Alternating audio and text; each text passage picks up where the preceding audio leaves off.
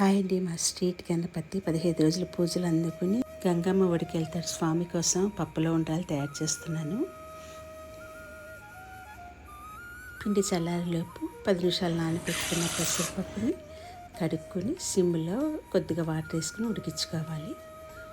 పప్పు ఉడికిపోయింది. Stove off చేసుకుని ఉండ్రాల పిండిని చేతి మీద పొడి పిండి వేసుకుని చిన్న చిన్న ఉండ్రాలుగా తయారు చేసుకుని పెట్టుకోవాలి. ఇప్పుడు బాణీలో 4 గ్లాసులు వాటర్ వేసుకుని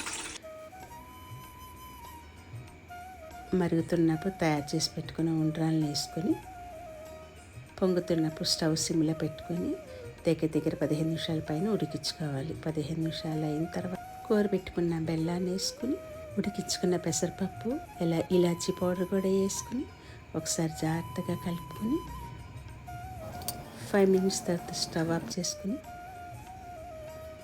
ఒకసారి కలుపుకున్న తర్వాత ప్రసాదం బౌల్లోకి షిఫ్ట్ చేసుకుని రెడీ చేసి పెట్టుకున్న కాజుని యాడ్ చేసి పప్పులో ఉండాలి రెడీ. నచ్చితే లైక్ చేసి సబ్స్క్రైబ్ చేసుకోరా. Thanks for watching.